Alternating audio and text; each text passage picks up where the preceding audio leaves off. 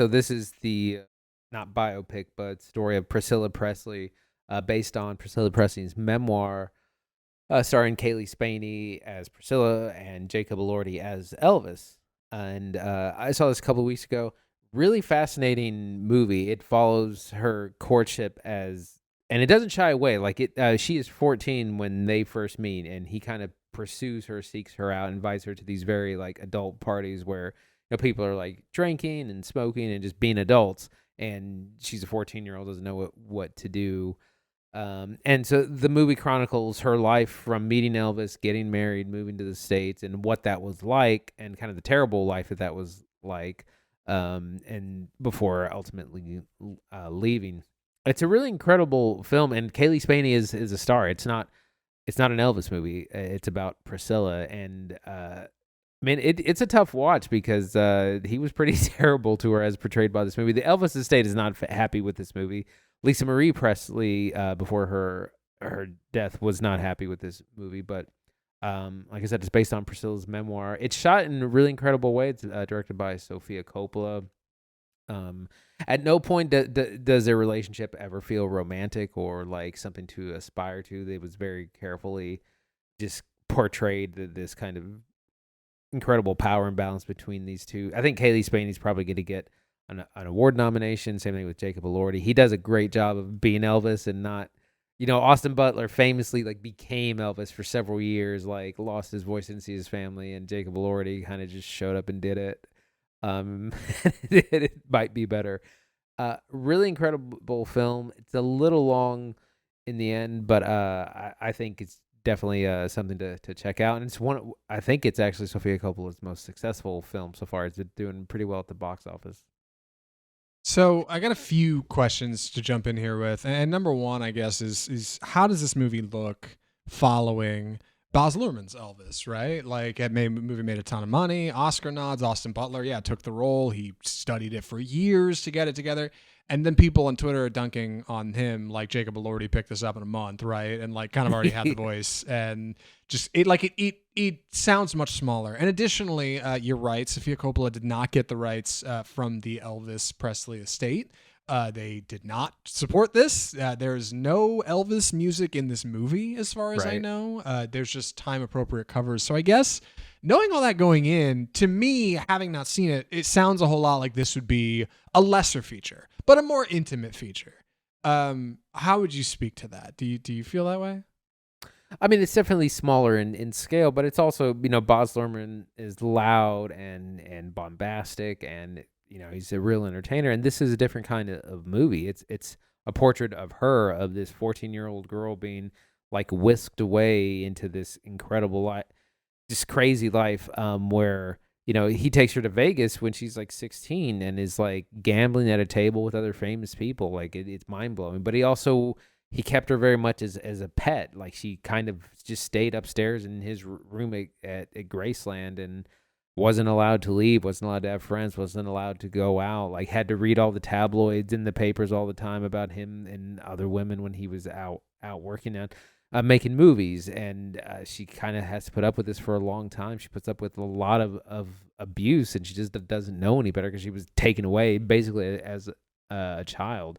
It's very much a portrait of the dynamic of their relationship as much as it is. And again, it's not an Elvis movie. He's in it, obviously, but it's not about him. And Sofia Coppola does a great job of just always keeping the lens on Kaylee Spaney, who's in almost every scene. Like, she carries this movie. I saw a clip that was released from Priscilla, which features Priscilla finding like what looks like a love letter from a fan or something for Elvis, and she's in his house, and she goes to him. He's on the phone, and she shows him and says, "What is this?"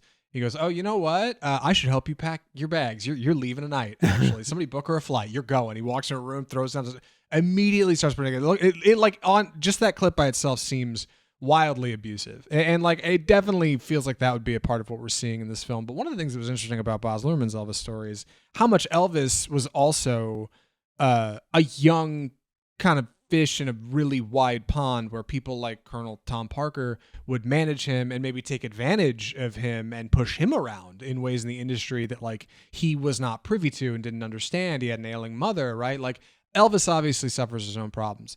With that in mind, how does Priscilla handle that, if at all? Do you see any of that? Is he like kind of also a vulnerable individual, or is he a monster? I mean, like, what are we looking for here? No, he's kind of terrible the whole whole time. Like, he, especially since she's so young. He gaslights her all the time. He tells her like how she's got to look, how she's got to dress, who she can be seen with and can't be seen with, those kinds of things. And there's he gets physical with her quite a bit. There's a fair amount of physical abuse that happens in the movie, as well as emotional abuse as well, like just being like kept locked up as kind of his pet. Yeah, it's not a flattering portrait of him at all.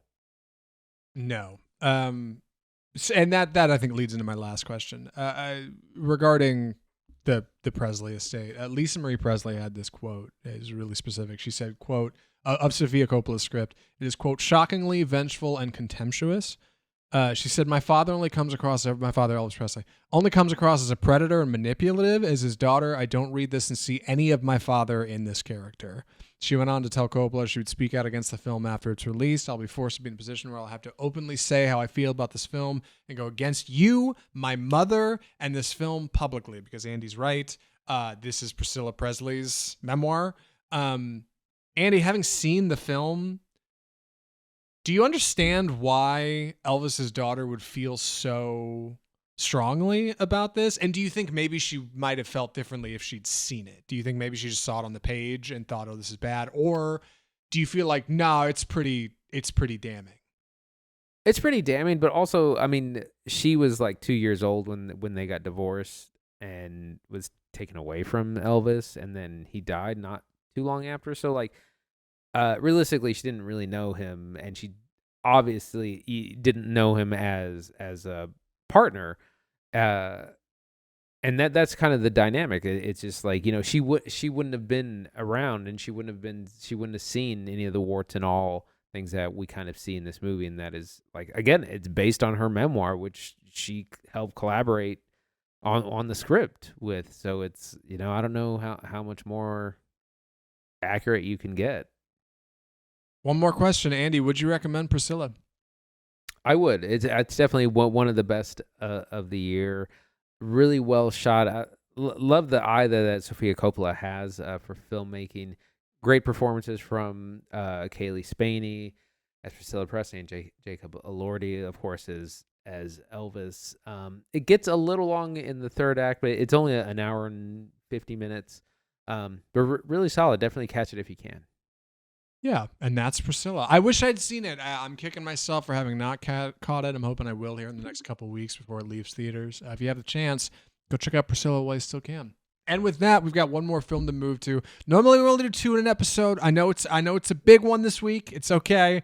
We'll move through this one quickly. I'm excited to take the summary on it. The movie is Anatomy of a Fall.